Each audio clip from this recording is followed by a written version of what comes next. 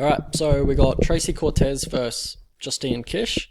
Kish has lost 3 of her last 4 fights, so you know where's her head at.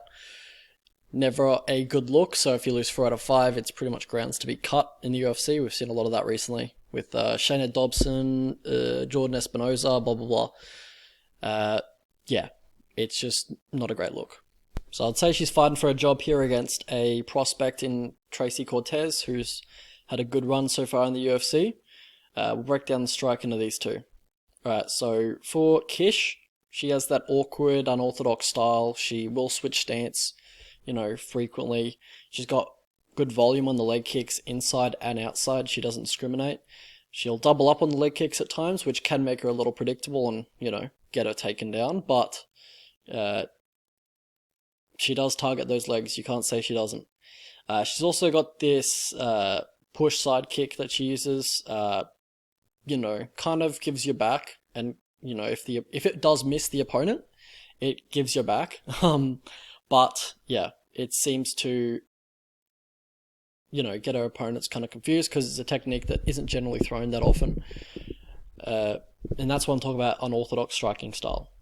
So it does kind of freeze her opponent up, momentarily. Saw that in the Pudilova fight. Pudilova didn't really know what to do with her.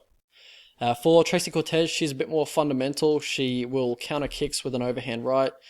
She'll slip or a pull and then 3-2. She's generally looking for boxing combinations. Just her head doesn't move off center line like at all. She could keep a bloody apple on top of her head the whole fight. It doesn't move. But yeah, so grappling is where it gets interesting. For Tracy Cortez, Kish tends to like to keep it on the feet, but Tracy Cortez, she'll probably want to get it to the mat. That's where she's definitely most comfortable. Her takedowns in the open aren't too great, but her takedowns in the clinch is where she has the most success.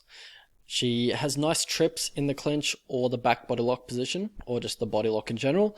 Just her body lock inside leg trip is probably her best takedown and the one she has most success with. In the open though, she can reach for a double leg with poor posture, hands outstretched, pretty average technique on a double leg. In the open, doesn't set it up, open to knees, open to uppercuts, open to getting stuffed and then punished from there. But once she does get you down to the mat, she will lock in the body triangle to just secure the back mount. And then if she does get you down with one of the inside leg trips, just in the clinch, not the body lock position, where she's pretty much already inside control or taken the back, she will just sit in half guard and then control from there. She's pretty smart with her ground and pound. She only uses it when she's in a dominant position like side control or crucifix or, mount. She's very position over damage until she gets into the position, then she'll learn the damage, which is smart. I think that's very good by a fighter as green as her. But yeah, so how these guys win fights. For Justine Kish, she has good cardio, good volume, pumps it out, just pretty much spamming it pretty much. And then for Cortez, she has good takedown defense, decent wrestling as a whole, decent takedown defense as a whole, and good trips in the clinch.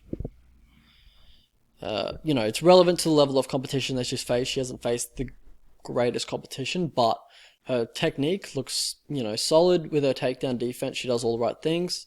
And in the trips, in the clinch, maybe as she starts climbing the ranks, she'll have less and less success with those. But right now, she should be able to take down people of her level with the type of style that she uses here.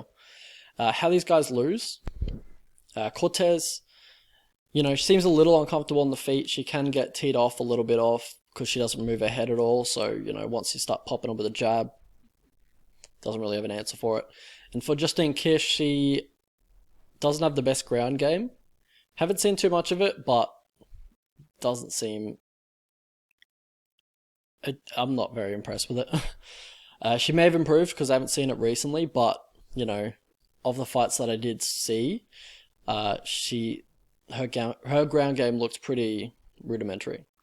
So yeah, both these girls, their styles are pretty much polar opposites of each other. Kish probably wants to keep it on the feet. Cortez likely wants to get it to the mat, and that's both where they kind of struggle in fights, is where the other person is best at. Alright, so path to victory for these two. Alright, so for Justine Kish, I don't mind you throwing the push side kick, but just make sure you kick off hard so she can't grab it or take you back from there. And just don't get predictable with it.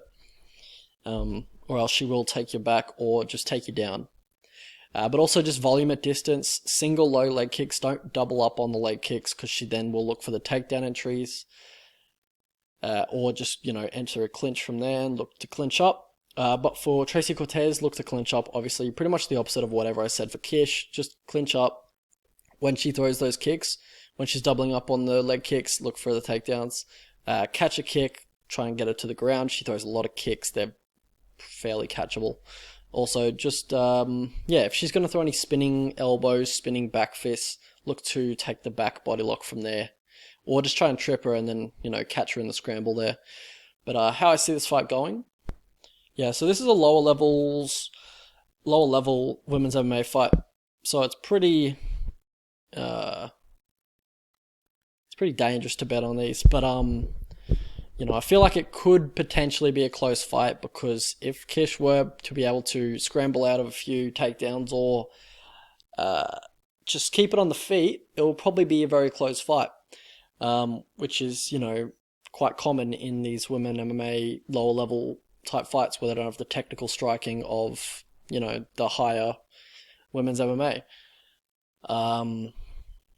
So yeah. Generally on the feet, if you have two lower level women's MMA fighters, neither of them are going to be landing any damaging shots really, in general, I'm generalizing. And, they're probably just going to be going strike for strike usually. And they both have very good volume, so it's hard to pick a winner sometimes. So you see fights that stay on the feet the whole time at this level, they generally get very close. Because it's very hard to differentiate yourself at this level within the stand-up. So if Tracy got her grappling on and then took Kish down, I have no doubt she could control her for the majority of the fight, and I believe that's probably what will happen. But if Kish scrambles out of a few and then keeps on the feet, it's very close. So the line is a little bit wide for me, but it could change as it comes out for American guys. The line right now at Parry Match, which is Russian, I think it's Ukrainian-Russian bookie, which comes out with odds very, very early, and then, tends to be similar to what comes out with the American bookers on best fight odds, a month or two later. But yeah, Kish needs to forward pressure so she doesn't get taken down, land volume on the outside to make it competitive. Likely that Cortez scores a few takedowns, gets a good amount of control in this fight. So, yeah, she probably wins. I'd probably say 60-40 and say, maybe even a little bit higher in favor of Tracy, just because Kish's grappling deficiencies. But, at this level, you probably have to go with the dog. And if Kish is like an over $3 dog, I'd probably just take a small punt on her because I don't have too much faith. But if she's over $3, I'd probably sprinkle a little bit on, maybe 0.25 a unit. But yeah, in general, you want to go with the dog in these lower level fights, especially if the dog's like $3 plus, or plus 200 for the American guys.